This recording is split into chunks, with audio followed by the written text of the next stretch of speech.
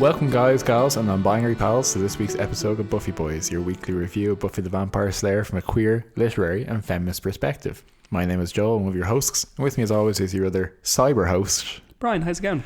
Was that intentional, Joel? What? I immediately, I've said this intro, I don't know how many times, but immediately you started laughing as soon as I started this time. So I asked you to do a sound test right beforehand. Yeah.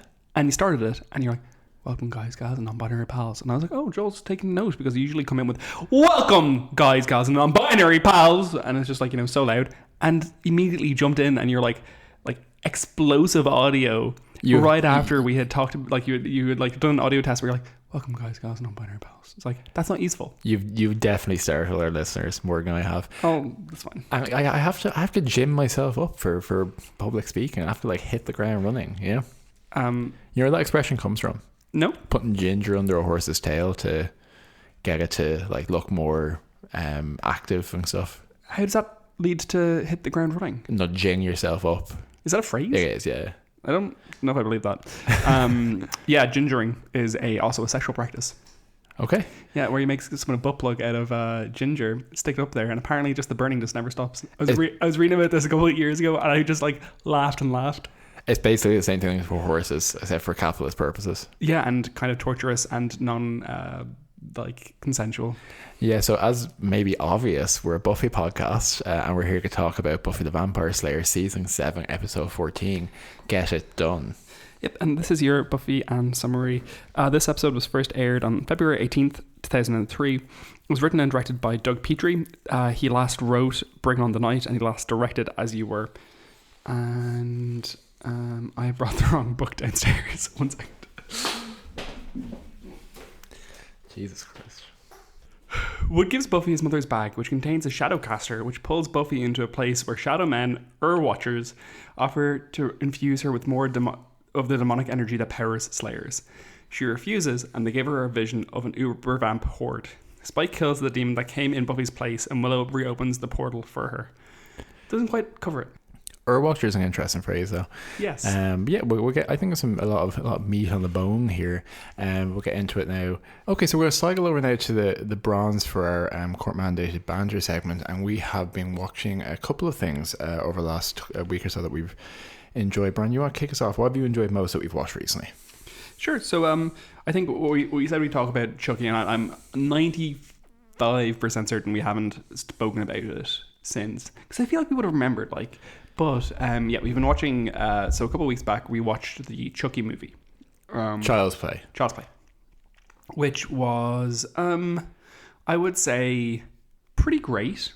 Like, pretty fucked up, and Brad Dourif is like just great in the role, and great doing the voice. Brad Dourif, you might know from TV shows like Deadwood, or he's in Star Trek at one point. But he's Alien Resurrection for sure.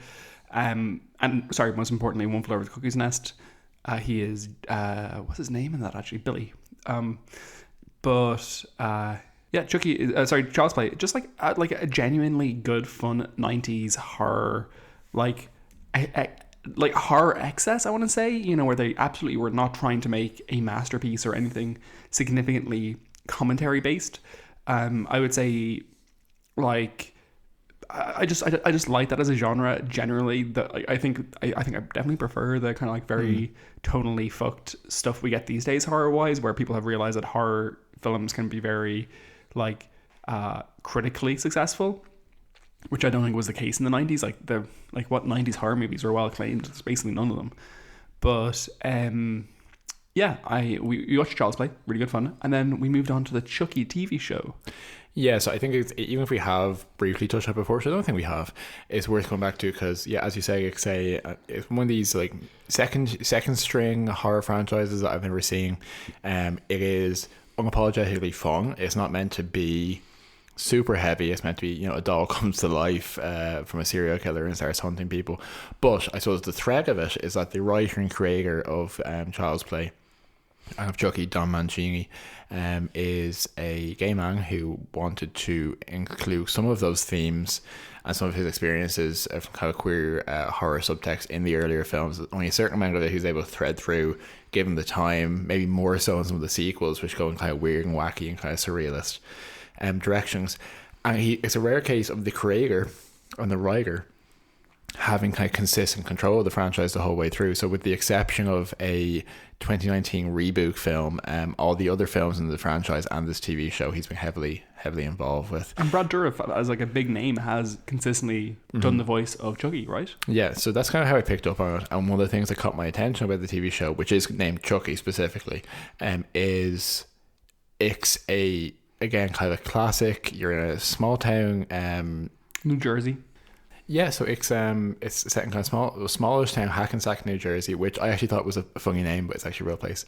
And I know it because there's actually a Fountains of Wayne song about Hackensack. Very good. And we go through that kind of traditional kind of slasher. It has a similar vibe to the Scream TV show, except much better. Kind of a small. I had forgotten about that TV show entirely. Yeah, to be honest. But like reinscribing this on kind of the small screen.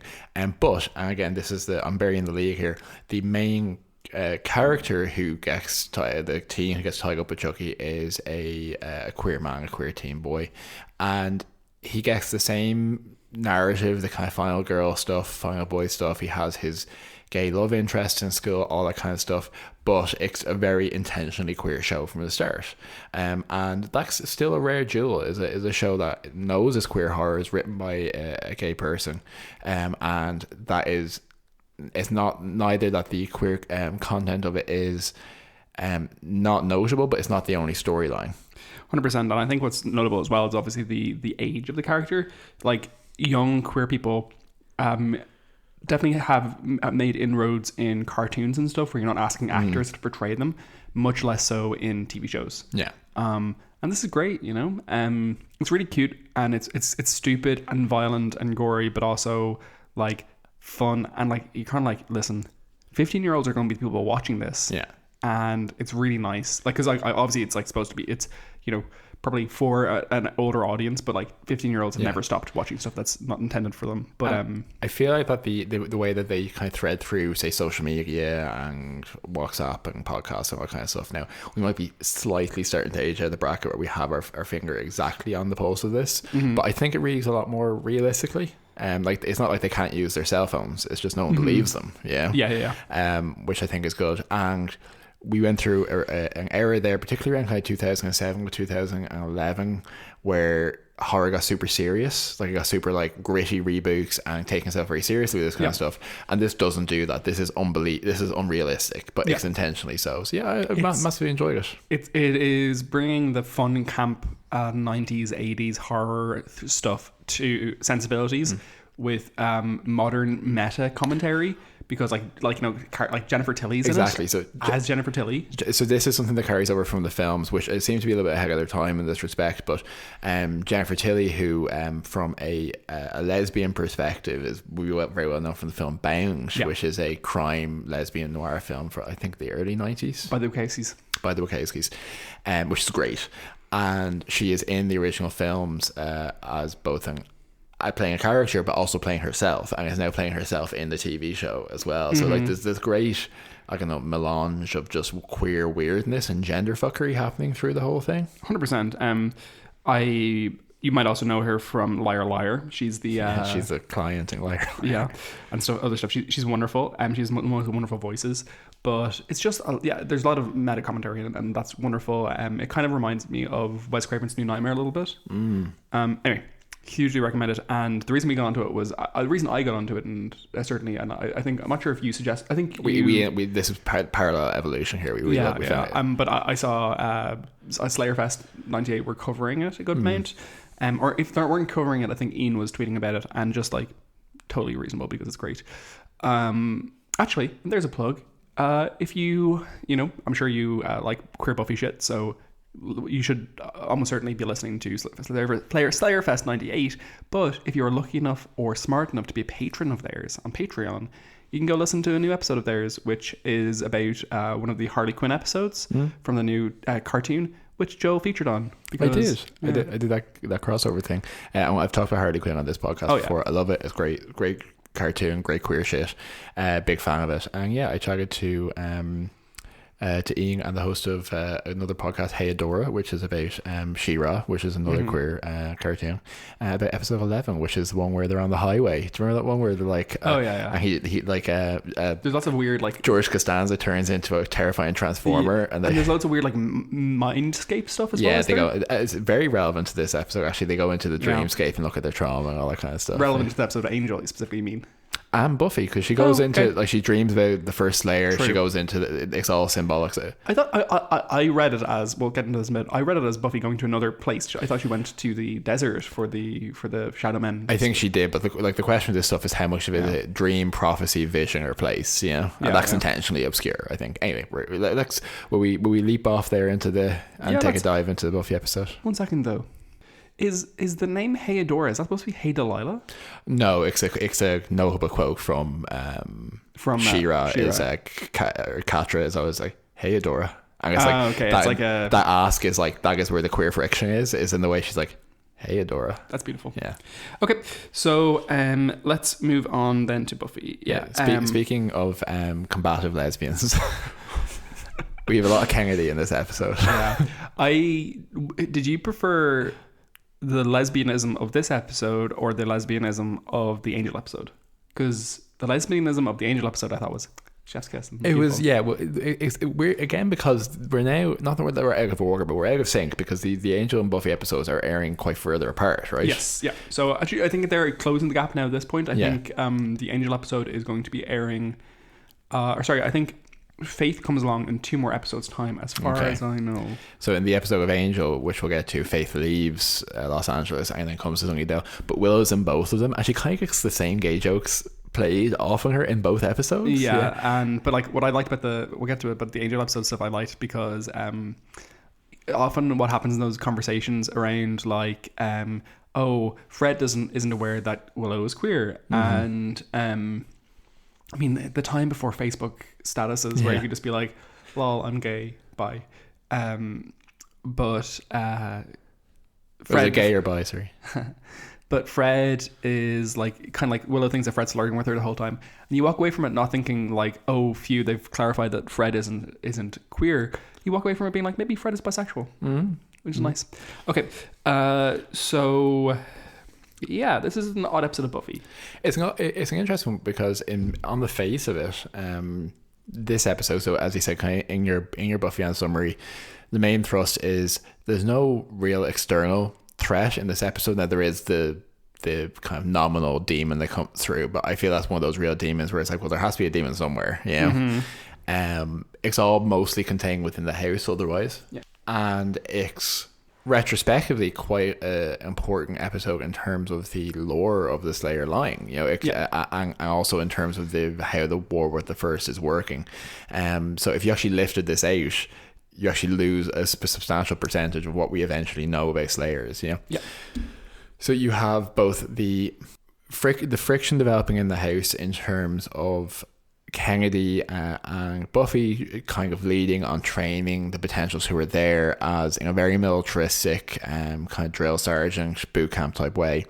You have the friction between Robin now knowing that Spike killed his mother and being introduced as an ally into the group, and leading from there into Buffy finding out where the source ostensibly of the Slayer's power is. And so my first question from this episode, and the one that I came away with, is, you know, we go to see the Shadow Man, we go to see that the source, according to them, is the demon that was infused with the Slayer. And I think the question that we have for the rest of the season is that actually the source of the Slayer's power? Yeah. It's a good one. I think the lore stuff that we get here is all like really good content. You know, I don't love the background of the Shadow Men. I think this has been, I think actually nicely the stuff around how they essentially abused a girl, and like, you know, there's a very clear indication of sexual assault here. Yeah, like forcing a demon into her essentially for their own purpose. Yeah, I think there's a very, I mean, like, I think that's a well handled metaphor here, in the sense that I don't think it's necessarily traumatizing like for the viewer, but it's very easily recognized as like kind of like a common experience historically for women, you know. of like that kind of like forced, or like, you know, the disregarding of a woman's body and seeing it as a vessel for masculine tendency or intentions. And there's a very significant line, I think, that links directly to that, which is when the Shadow Men say, "We don't have knowledge for you, only power." Yes. So it's specifically about withholding the context, just making the Slayer into a tool. 100%. And with that, I think what's very important to bear in mind, though, is that like it ripples backwards through the text quite well. As in that, like, I think we have kind of read Buffy as a show with this context of the Slayer line was invented by men who forced this on women and without her consent, essentially. And you know, the isolation intended behind the Slayer line and everything is it's designed. All that stuff hangs together really nicely. At the same time, I think the method of introduction in this episode is reasonably lesser. You know, I think the episode is in total like not well done necessarily. I think it's reasonably like scattered. It's one of those episodes where I'm like, you didn't sit down and like decide on a plot. You kind of just like threw together various things that you wanted to like deliver and continue going with, you know. And the episode is like singularly lacking in like humor. Yeah. And which is okay in some instances. Like some episodes of TV shows don't have humor, and that's okay. But it's definitely an odd one. But yeah, I definitely do really enjoy the advancing of the lore that we get here. I think it's all really useful stuff and really fascinating stuff. And yeah, I think what we have is, particularly with how Buffy, you know, obviously, I think one of the key things that happens in this episode is that Chloe, who's one of the potentials, hangs herself due to the First's influence, but also just drawing out the fear and the confusion that's already there, and driving further division. And what I think is interesting about how the First does that and how it's characterized as a villain in that way is it is where they're weakest. Is like, it's if you can break apart the whole show is about how their interpersonal bonds strengthen them. So if you break those down, that's always where they fall. Yeah. But it also leads to this point of inversion and inflection here, where Buffy is at probably one of her lowest for the seasons, and I'm pretty certain, obviously I think she gets kicked out a little bit further down, but like this kind of arc of, or this idea that the hostility obviously she shows in the house, but also rejecting the power boost from the Shadow Men and not knowing when she gets her vision at the end if that was actually a massive mistake to do. But what it does introduce is a way forward, in the sense that I do think it's a very pivotal thing that she does, which is to not take that power. I do think that's actually probably the easy thing to do in a different show. We should have named this hypothetical straw man Lester show a straw man the Vampire Slayer or something, where they're just like, yeah, give her superpowers, you know. Imagine Buffy with superpowers, how terrible a storyline would that be? And yeah, no, I think if she went into the final episode being like, oh, and we have simply upgraded the Stargate to be able to travel through like any place in the world, or leave me alone. You know, oh, now we can travel at warp 12, you know, and make it like, you know, the 800 million miles back home in the last episode, i.e. Voyager, which is what happens, right? They just like, I'm fascinated to know how far away you think 800 million miles is. I don't give a shit. So if Buffy towards the end of the season had like Ex Machina had power out of nowhere, you'd be like, oh, cool, she just kind of leveled up and that's how she won. And instead what they do is they create a very, very strong metaphor of distribution of power, you know, which is great. I totally agree that the like rejecting the Shadow Men's offer is very integral to the plot here, and very integral to the metaphorical storyline. And what I think is very apparently a lot of people were arguing at the time online, according to Mark Field, that that Buffy, in rejecting that power, is essentially doing the same thing that she is giving out to Spike and Willow for, by essentially like she's telling them that they need to use their power because they have it, and they are like standing by the sidelines essentially and just like being too afraid to use it. And like that's a similar thing which I obviously would disagree with, you know? Well, I think what's interesting is that even if you were to agree that she is doing something similar, that could be a reflection of the fact that she was obviously wrong in her outburst, you know, I mean, I think to a degree, I think she's right to suggest that like Willow and Spike are allowing themselves to be driven by fear exclusively, and therefore like not really necessarily like implementing the full of their like abilities. Like I do think that is true, and I do think that for both Spike and Willow, particularly what we do see by the end of the season is that they manage to actualize that power without the risk or without the same level of self-destructiveness. Yeah. But what Buffy obviously recognizes, I think, in rejecting the power from the Shadow Man is that it's not black and white. You know, that there's the power, you know, by level 9,000 is not by itself enough. Absolute power is really bad, yeah. And that you have to be judicious and choose what power you want to take and the cost associated with the exchange. So I think she comes back. She should come back, and I think what comes from that is an understanding that there's some merit to what Willow and Spike are doing. But and I think also when she like loses her shit in the house, when everyone's like, she's like, why is everyone just standing around? And Xander, in his grating way, is like, well, because you told us to, you know? Yeah. That is the thing that she struggles with, is that she kind of wants people to behave in a certain way, but at the same time doesn't really want the responsibility all the time, which I think is understandable. But that's the tension she's trying to work out. And I think she eventually what she does and what she does so well, and what is her true power, is she thinks laterally, in the sense that the Shadow Men have set the terms of this conversation, which is that they have the power, or they can channel the power, and the Slayer is a vessel for that, and that's the only value the Slayer has, a weapon, right? Yeah. But I think really what the show ultimately says is the Slayer and women through the Slayer can do things that the Shadow Men can't, and that's kind of the ultimate thing with the Watchers, is what they're trying to occlude at all times is that they are powerless. They are powerless, exactly. Yeah. They are managers. It's very open to Marxist reading, realistically, in terms of like means of production and the power of, like, you know, the masses, essentially, you know. Yeah, so they haven't been empowering the Slayers. They've actually been doing everything they can to keep their power at a level that they can actually control. Like, that's ultimately, I think, what we come to. Yeah, 100%. The same time, while that is all like great of Buffy and I think very interesting, this episode has my least favorite moment for Buffy in the entire show. Is it her basically saying, go kill yourself? Yep. Yeah, like, it's so...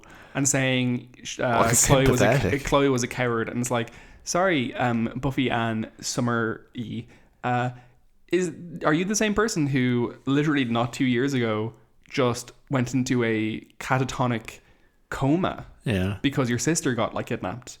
Like, these girls, like, surely you can like experience some like a degree of empathy for someone who checks out. No, and same with there. I know we can say Buffy's under trans stress and all that kind of stuff, but it's so it is a bizarre it is a bizarre writing moment for your character to say, oh, that person who just killed themselves is a coward and we shouldn't be like crying about her. It's like literally like just bonkers tonally. It's also, there's something this time around I found deeply socially uncomfortable about it, because I'm trying to imagine, right, these people are, what are they, 22? Like, our Scooby's 22, 23. Yeah. Spike is older, but like he's playing like what, like 27, 26. So imagine if you had... I think Spike is supposed to be like 20, or I think William is supposed to be like 22 or 23 as well. Okay, so let's say you have a group of people who are at that age, right? Yeah. And you think of yourselves as the older kids, basically. And they have 30 or so 16 to 19-year-olds in their house. Yeah. And they're having these arguments in front of them, where people just watching, you know, Xander snipe at Buffy and Buffy being bitchy, and then Spike being like, I did everything for you. And I was so aware of people watching them and how cringe that whole interaction was. It was deeply, deeply cringe. Yeah, it wasn't good. And Xander, back to his shitty ways, to be honest. Well, he hasn't gone to therapy yet. That takes another couple of years, frankly. Yeah. But no, it was a very deeply unlikable and unlikely and very much, I think, as writing just aged badly moment, especially coming after the scene that just was previous to it, which was like they find Chloe, she is hanging from the fucking ceiling. Yeah. for an extended period of time. Yeah. The visuals of that scene were horrifying. It is like, it's very rare that, like, I don't think you find TV shows these days that will actually just show a body hanging like that. Yeah, I'm probably for good reason. Like, I think it was crass. I don't necessarily think it was crass. I think it was an interesting choice, and I don't think I would. I think I would change Buffy's response if I was writing this, but I don't think I would change that happening. I think it was a very classically well done jump moment for Buffy, where Dawn is actually very effervescing and they're having a great fun conversation, and it doesn't seem like it's setting up something depressing, or shocking in that way. So it does actually catch you up unawares. Yeah, and it's a deeply chilling moment. You know, it's very, very, like, genuinely scary.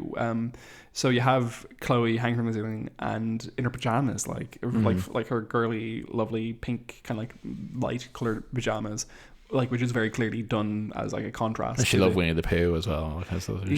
And then the first comes and talks as Chloe while Chloe's hanging there, which is just very, very disturbing. Yeah. And I know this is implicit in the text, and it's threaded through everything, but I'm really aware this time around, in a positive way, how the first is so misogynistic. Yeah. Like, specifically, for the whole thing is framed as, here's these, you know, vulnerable, scared little girls who are going to be hurt. Like, that's kind of the aim of it. Yeah, and I was actually wrong last week when I said that the one of the phrases that Caleb uses is dead girls. He actually, I think he says dirty girls. Dirty girls. Yeah, so I was wondering when we get there if it's interesting that, like, Faith is in that episode, right? Yeah, I think Faith and Caleb come that same episode. Yeah, so the two linking episodes are bad girls and dirty girls. So bad girls being. Oh yeah. So I think there might be a little bit of a thread through there as well. But yeah, no, and and then that, like, the Tigger moment of TTFN, that stuck with me for a long time afterwards. I remember watching this. I would have been 12 watching this, like, when it was coming out. It was traumatizing. Yeah, of course. It was very disturbing. Anyway, otherwise we have I think Willow's moment of taking the power from Kennedy and Anya is odd, and I don't think it was written very well. I don't think Kennedy's response was written very well, but I don't think Kennedy was written very well at all through this episode. So you have her, like, you know, calling or like training the other potentials, which, where did that come from? You know, you've just decided to upgrade her to full Scooby without any real background. You haven't shown her in combat at any point, and yet she's apparently like the leader. Maybe it's an attempt to age her up actively. But she refers to Chloe as a maggot, which the first suggests is why Chloe killed herself, which is possibly the case. It's a really crappy thing to do, and I think a lot of people online have pointed out it's more likely to just be a reference to Full Metal Alchemist. Sorry, Full Metal Jacket. Full Metal Jacket than it is a reference, or than it is her actually calling her a no, of course. It's meant to, like, easily, quickly convey this, like, and we have, bear in mind that this came out before we had another 20 years of seeing drill sergeants, if you know what I mean. So it's meant to be obviously a quick reference to this kind of, because militaristic isn't the way they have to go in the end. You know, they're not going through force. That's at the end of the episode when we see the army of Turok, we're meant to be like, you know, how can our number be bigger than their number? And so it's kind of setting up the fact you have to think around that. But I do think for Kennedy, I feel like I don't find her personally annoying necessarily. I can see why people reacted so negatively to her after this episode specifically. I see the function she serves in the story. I do see why people reacted negatively, and she makes me very worried for her when she starts talking about things like, "Oh, we'll be fine. We've been trained," or "We don't need." You know, where it's like, you're so naive about this. Like, you don't know how badly you're going to get hurt if you kind of go in with this attitude. It's bizarre. It's a funny one. But it's also, I think there's a degree to which there is, like. Yeah, I don't know. I was going to say I think Kennedy's badly written this episode, and I think tonally she has shifted from previous episodes, and I think she is different in further episodes, though you don't really see her much after this. But as far as I can tell, I remember. But like, at the same time, I'm always like, oh, you know, whenever we don't like a thing that a character does, do we say it's bad writing? It's like, no, there's consistency. No, we don't. We split the uprights on that, I think. Yeah, I do someone's worry it's a crutch we lean on. Anyway, otherwise, yeah, I think that's kind of like the real the core of the episode. I would just say as well that Dawn in this episode, like, Michelle Trachtenberg is great even in this kind of like slightly lesser or declined role. She just gets fewer like inputs than she would have previously, but you can really see like a character who is like broadening their knowledge and increasing their courage and not grating at all. Like, so much of we talk about this all the time. So much of the response to Dawn was that she was an annoying, shitty child. And just, I don't know if that's text. Yeah. I think that might just be misogyny. There's some stuff in the wiki and different places where they refer to this period for Dawn as kind of her junior watcher or her watcher in training. I kind of see her having that role. You know, she definitely serves a lot of that function here. But yeah, no, I always enjoy when she's in the scene. I do think one of the other key things or interesting things about this episode, which will carry forward, which we might talk about briefly, is the Spike stuff and this interaction with Robin Wood. Kind of like, I think it's interesting, but it's also a full, like, we want to talk about plot devices and MacGuffins. What Robin being like, by the way, here's this emergency kit that has a plot device in it, Bizarre, from my mother, which he really shouldn't have kept if he knows. Like, there's a touch of like a man being like, but I will hook on to this. I know it's from his mother, but like Slayers could have used it 100%. At the same time, when he would have gotten it originally, he would have been like 4. Well, sure, but he was raised by her watcher. Oh, okay. No, I don't think it's actually a comment on his character. I'm being unfair to him, and I'm okay with that. But I think we're talking a lot, you know, over the last season or so about how various characters, Willow and Spike, have to be afraid of their power control and the excess. And it's an interesting thing with this redemptive thing of Spike to be like, how can he, much as Angel has done, kind of channel this in a way that's for good. And we do see him obviously retake his duster, which he hasn't worn since Seeing Red, which was obviously Nikki Wuggs. And very much, I think, in terms of James Marsters' characterization, acting like season 2 Spike, actually, specifically. Insofar as even like having a smoke after he kills the demon, it's a funny one. It's I think a rebalancing of the character in some ways, to be, because I think that like the neutered sad Spike isn't necessarily what we want to see for the end game of the show. But I do think that like ultimately Spike's character development is now permanently on pause, really, just to serve the end of the story. Like, obviously you get Lies My Parents Told Me, which is about his conditioning, and Robin Wood's going to kill him and stuff. And then you have his moment at the end of the show where Buffy tells him he loves her, she loves him, but he says no, you don't. But ultimately that's kind of like all serving other characters. You know, I think Spike's storyline as a developing character has kind of stopped here. I actually think he has no character development to speak of in Angel. Like he participates in plots and that, but he doesn't grow. Okay, I believe like he has some small things, but definitely not. There's no arcs in season 5 of Angel. I don't need Spike's arcs. You know, I never found them particularly interesting. I never found them particularly well done. I think he was great as a comic character, truth teller with some darkness in the background. That's fine. You don't need anything else. Okay, so should we move into the dusting? Yeah, absolutely. Great. So some Buffy bits for you now. So at one point, they are talking about when the apocalypse is coming, and I think Buffy says, or maybe it's Anya, says usually it blows around May, which is a very clear reference to the fact that... Oh, it's Buffy. Clear reference to the fact that the season finale of every season usually airs in May. It's very likely that the bag that appears here is the bag that appears in Restless also, which Buffy is pulling mud out of its and putting on her face. That's a great point. Yeah. It's never clearly connected, but like visually similar and also like thematically linked. So at one point when Dawn is reading the Sumerian in the book, apparently she is reading the text that is shown is Greek, and not only is it Greek text, it is basically what would happen if you just wrote English words but changed your character set on your like laptop to transliterated it rather than translate it. Exactly, which is ridiculous. And when Willow says "bring it on" in the when she's like talking to all the potentials at the back garden, thinking that Wood has like isn't aware that they're Slayers essentially, and is just like a principal, and she's like, oh, they're just doing a cheerleading tryout, like blah blah blah, bring it on. A very clear reference to the movie Bring It On, which stars both Claire Kramer, who was Glory, and Eliza Dushku, which is quite funny. Other little small notes. Did we ever mention? This is probably the only time we're going to mention Bring It On.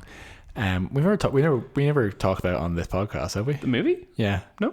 There's a joke in it with Eliza Dushku, where she turns up for cheerleading tryouts and she has a tattoo on her arm, in a similar place with the fake tattoo, and they're like, oh, no tattoos on the team, and she's like, oh, that's no problem, and then licks her thumb and wipes it off and says it's fake anyway, and that's a reference to Faith specifically. Yeah, which I think her tattoo floated around a good bit as well in season 3, which is quite funny. I really didn't hugely enjoy when Alison Hannigan stared straight at the camera and screamed when she was pulling the power out of Kennedy and Anya. It was just a bit stupid. Yeah, I also like that when she's pulling the power, she went for Anya and Kennedy. I like that she chose that Anya was one of the two of them, because it is not Xander, and Anya is just a fucking human. And yeah, I thought it's notable that a lot of the visuals, specifically of the shadow box that they use, or kind of carousel thing, Shadowcaster that they're using to kind of tell the story of the first Slayer in the sitting room, visually quite interesting and intriguing and spooky, and very reminiscent of the Harry Potter Deathly Hallow imagery that they use in the 7th. The three brothers, whoever. Exactly, yeah. That became very popular, I think. Became very popular in 2007 or so after that, which obviously this is a precursor to. Yeah. But quite similar to that. But I just think it's funny because that imagery has been used extensively in the years since. That kind of like style, that kind of like paper, very evocative shadow cutouts. Oh, it was a wonderful, wonderful sequence of that movie. I really want to rewatch the 7th Harry Potter, the second part of the 7th movie again, because I remember that being great. But at the same time, I don't want to support J.K. Rowling in any way. So I will download those. Many other people involved with the films, though, specifically. 100%, but I will download them illegally. Yeah. I have no qualms with that. Anyway, I also thought the special effects, specifically when they are trying to get the demon to go into Buffy in the Shadow Men, I thought the visuals there were great. They were specifically like really, really good. Very Lost-esque. Yeah. Okay, do you have any Buffy Bits, Joe? Yeah, so a couple of notes. I thought we'll talk about this more in The Lies My Parents Told Me. Is that what it's called? Lies My Parents Told Me, yeah. I think it's such a short leading time for Spike and Robin to both be introduced and then suddenly hate each other. Like they really had to truncate that storyline. Like you only met him in the last episode and he already knows he's the vampire killed his mother. Yeah. I was very struck by how many people are in the house in this episode. Like that, there's like in Buffy's room alone, there's like 5 people sleeping on the floor. Yeah, and then you start to think about the logistics of it. Like, how are they paying for all of these people? Yeah, who fucking knows? And there's so many extras. Like there's so many people with extra face in it, where they're just like they're not even reacting to things that are happening next to them. Yeah, 100%. Especially the like in the back garden when you see all of the potentials. You're like, 3 of these have names. You know, good luck. You know. I made a couple of notes about Anya flirting with Spike. One that I liked her linking his arm and just being so like desperate to have sex with him. And then I also noted that she has a lot of forehead in that scene, which is like an uncharacteristic amount of forehead. There's a bit where Robin and Buffy are talking to 2 students who are in detention, and the students are 33 years old. Yeah, like easily. They are grown. They are both grown men. Yeah, I also quite enjoyed Andrew's big board. His only seeing in the episode, he's made a big mystery board trying to figure out what's happening. Like that's exactly how I would be contributing, I think, to this situation. Yeah, doing unhelpful filing in a different room. That's about right. There's a lot of gay jokes in this episode as well, which were not unfriendly gay jokes, but where Robin's like, "Oh, Willow, I hear you've been experimenting with magic," or Spike being like, you know, "Why am I always the one who has to go beat him off or whatever?" Yeah, that was pretty wonderful. I enjoy that.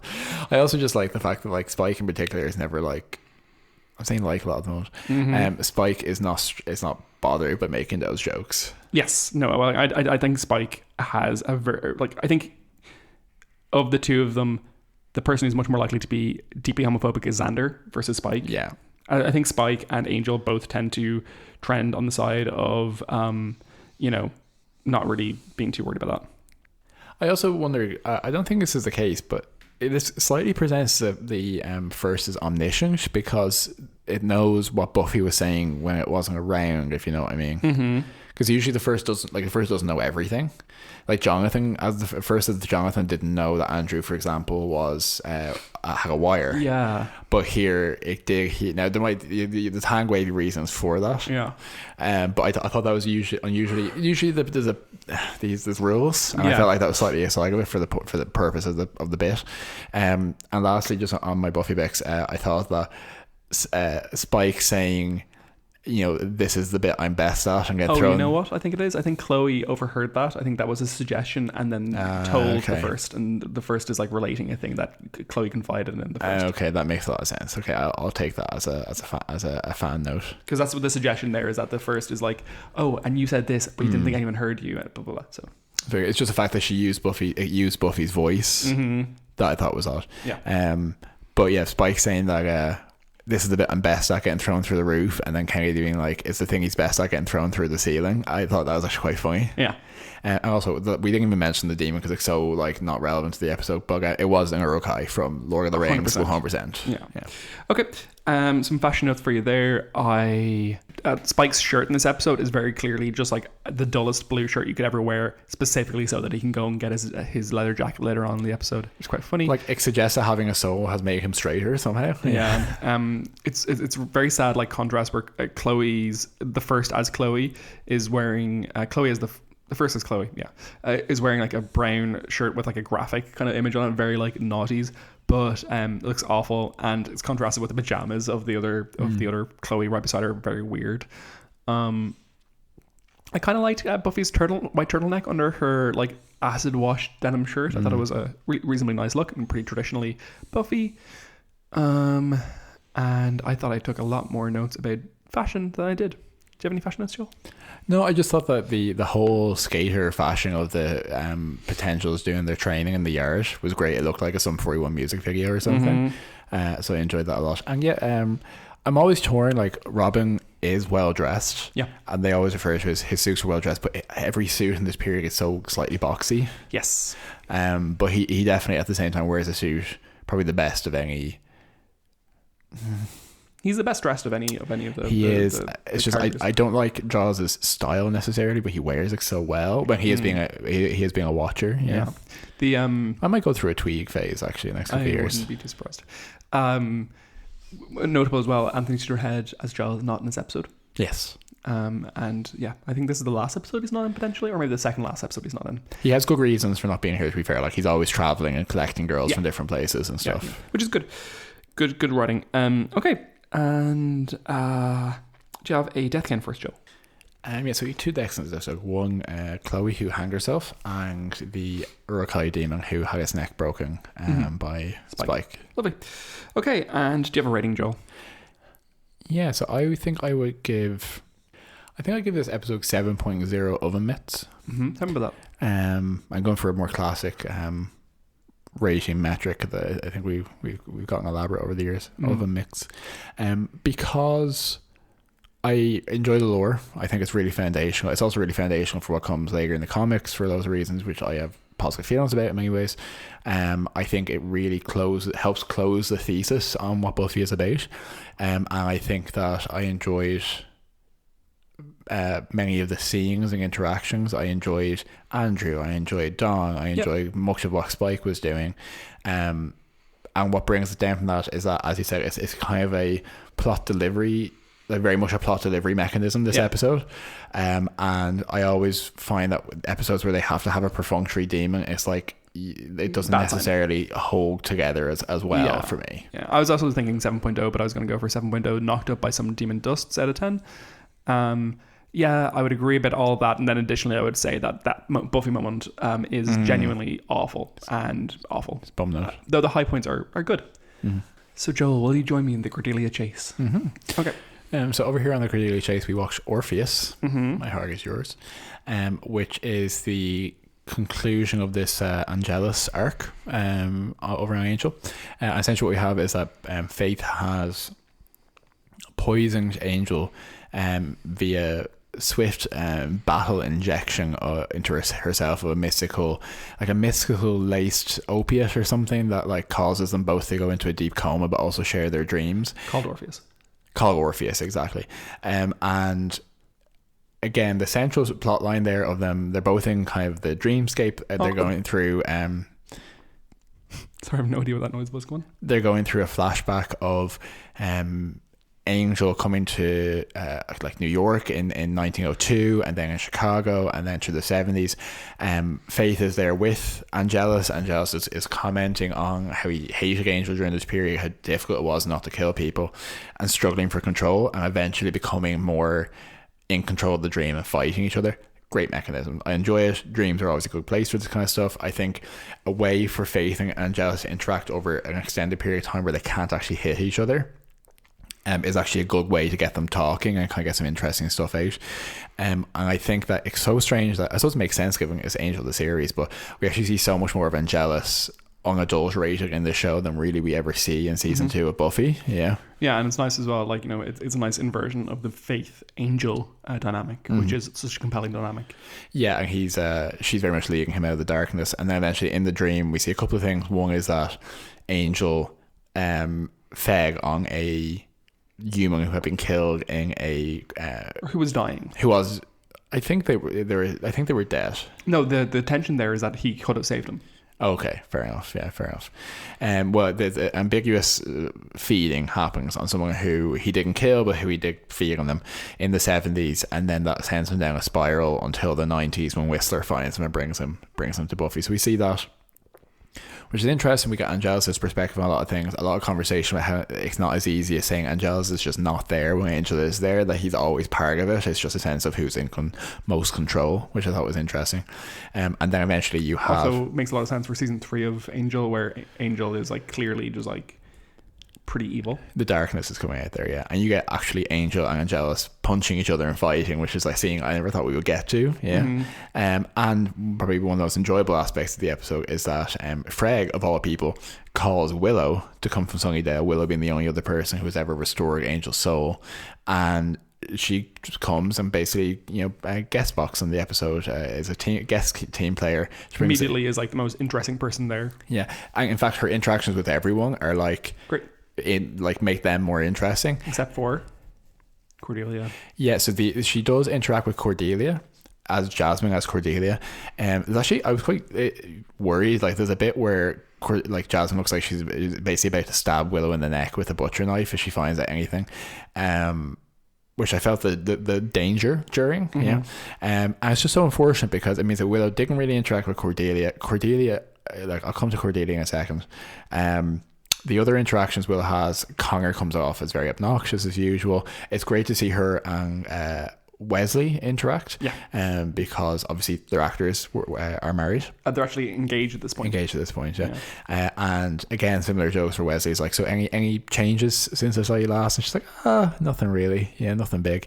But then loads of flirtation, specifically with Fred, and their similarities in their character. And what I liked ultimately is that we do pull Angel back out of Orpheus and put Angelus away again, but Willow is able to do the ritual restoration and is battling with Jasmine, who elsewhere in the hotel, and just like destroys her, you know. And it's very much like, no, I am making this happen. And that's actually something very similar we see in this episode of Buffy. The way Willow was like, I don't speak Latin, I don't need to, magic is a force of will, and I am making my will happen, like that. Question mark, because Willow has been very proficient in Latin over the years. So I think Willow having, not that she doesn't know the Latin, but just be like, the Latin is not the important part of this. You know? Yeah, it's an interesting note for the whole, like, the magic system of this world, which I think hangs well. Yeah, exactly. So I enjoyed that. The bum notes of this episode obviously being that they completely sequester Cordelia in the hotel room for the entire episode, so there can be an artificial way in which she's trying to stop Willow while the spell is happening, and then the whole way through, like, if Conger had any sense at all, the way she's like, we have to protect our baby, you know, it's just so flat. And Charisma does play a little flat. I understand how she's filling it in at this point, to be honest. And then coming in at the end where everyone's happy and Angel's back, and Cordelia's like, well, don't get too happy yet, because bam, I have a baby. It's so like schlocky. Yeah, it is. And what I'd say there is that at this point, we know that Charisma Carpenter has been extensively mistreated. Because at this point, because one of the issues for Joss Whedon was her pregnancy, and that is her actually pregnant at this point. Yes. That was a major cause of consternation as a production, because of misogyny and because of scumminess. Yeah, the impertinence of a woman to like get pregnant, basically. I know. Yeah. I mean, fucked if you don't, fucked if you do. But the So we know that she's being mistreated extensively. I don't think she brings any. I think she I think it's shitty material she's being provided with. I don't think she's doing much with it. I don't care to criticize her for that. I don't think the material deserves her best work, to be honest, or her time. Yeah. Nope. So yeah, really shitty element to this whole episode. My other note about it is that the episode really feels like a plodding towards the conclusion of this arc. You know, it's like, you know, there's some greatness to it, the dream stuff, the faith stuff. I think a lot of us elevated it, and the fact that this whole like sequence of like 12 episodes has been a sequence is really fascinating. But also, at this point, it's just like they've said the word apocalypse so many times, and they are like saying, "Oh, something really bad's going to happen." And it's like, is it? And also, the problem is for this to work on the face of it as an arc, and not just the thing that you're trying to find in it. You have to be. Are you investing in finding out who the Beastmaster is? Not really. Do you know what I mean? Like that's what they're trying to do. Like the Beast at least. I believe he's a hot German guy who like, you know, jumps up walls. The Beast at least was like a visible, understandable, recognizable fantasy threat. But once the Beast itself is gone, this question of who is the Sith Lord above the Beast, like no one really is super like, because the villain isn't actually, from their perspective, actually doing anything at the moment other than manipulating things occasionally. Anyway, it's paper thin. It is, and the payoff is bad, which really takes away from it. In any case, the Angel stuff, the Faith stuff, I have a couple of notes actually about this episode. One thing interesting is that this episode was interrupted at the end. So before the episode finished, to announce the invasion of Iraq. Oh, wow. So like, there's a lot that happens at the end of the episode. So that's a bit bizarre. They rerun it a week later, so that's fine. The gunman You'll allow that, will you? The gunman in the donut shop is Eliza Dushku's brother Nate. Oh, weird. Yeah, and the other note I have is Cordelia is actually pregnant in this episode. Charisma.